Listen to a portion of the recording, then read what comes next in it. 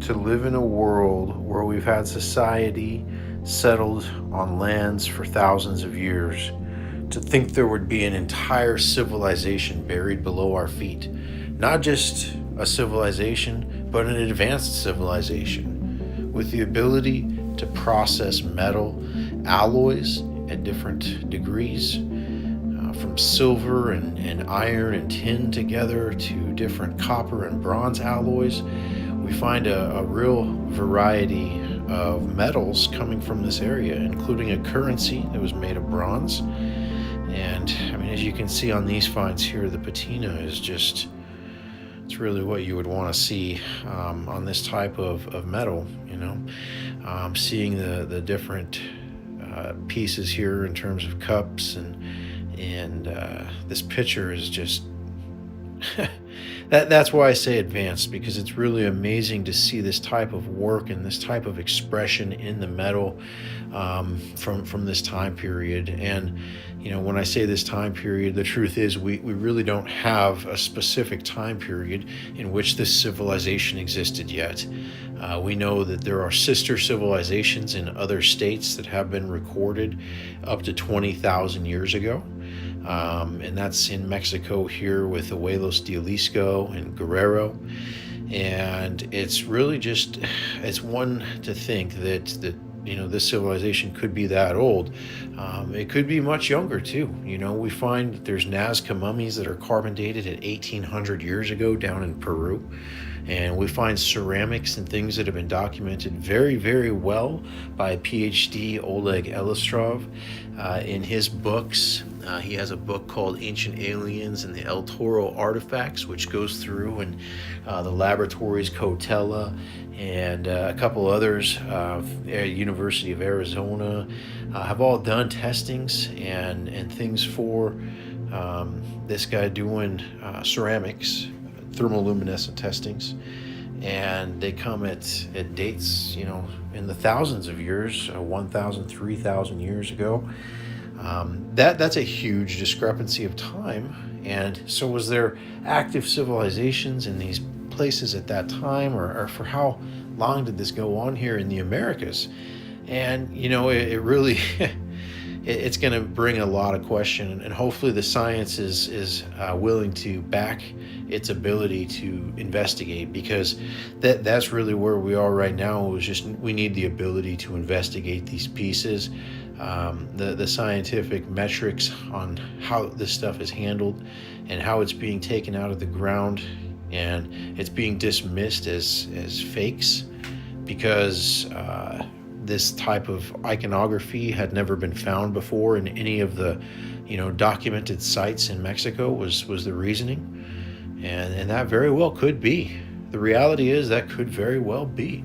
However, they need to come verify some stuff and start doing a little bit more digging, because they're obviously missing a huge swath. And when I say huge, I mean it's literally in the same sites that they've already done excavations thoroughly. And that's what really concerns me. It's not like this is somewhere out in Timbuktu in the jungle. This is in Tula, in a city that's literally been built over an ancient civilization. And it's just hard for me to believe that they never came across any of this type of stuff being there. When I first came into this, I was very skeptical, and I didn't really believe it was genuine. You know, after 5 years of seeing this, I've showed you guys, you know, a lot of what I see, and I mean, you can be the judge just as well as I can that there's a lot of evidence here that would there's just no reason to go through that to sell these pieces for the small amounts of money that they are selling them for. And that's the truth. There's just no way digging this type of holes would be profitable. And so on that note, it's you know, you see something like this, and I couldn't help but think that this has to be a forgery or a modern piece, because I mean, the what it's depicting is just really difficult to accept as something of antiquity. In this case, These pieces, I've seen quite a few of them that have this type of iconography with Lady Guadalupe and beings on crucifix type situations, sometimes alien, sometimes human. And so it's interesting to see, the religious similarities here. She has a bull, which is the Apis bull, and Isis, and some of the motherly figures throughout Sumeria and Egypt that have this bull situation. They often wear bull horns, Hathor, etc. So there's some really interesting iconography that we can depict from these pieces, and in the vast amount of them, it's very interesting. This is on serpentine jade, so it's a very hard stone. I believe it's an 8.5 on the Mo, so it's quite hard. And to do this type of carving definitely requires some skill. There's no question there. Could this be done today? Absolutely, but that's one thing I can't answer for sure at this point. I did a video here not too long ago, and there's this book here as well. It goes pretty heavy on these pieces. And my video, I just said I don't know with this type of art. I've never gotten the proof. And so, I've documented it with my book stuff that I've got evidence and proof that this is genuinely being excavated out of the ground by legitimate sources in these areas.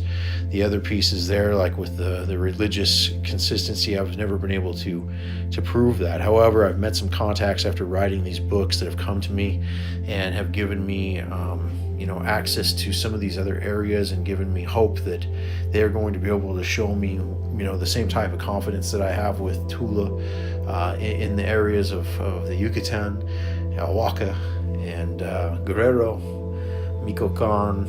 All these different areas have these pieces coming out of them, and they all look dramatically different in terms of artistic ability, yet the depictions on them all have a very, very similar theme.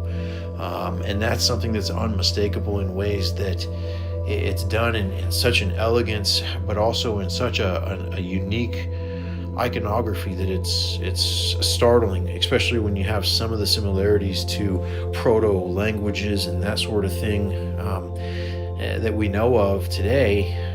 It's really fascinating to see it in this case. And the amount of biological specimen that have been found throughout this period is actually kind of alarming as well. There's these small figures that have been found in quite a few numbers. There's also, the Nazca mummies and things like the Nazca mummies that have been found in Mexico as well, that I've shown here, documented in my book, Anunnaki, the Alien Atlantis Mesoamerican Connection.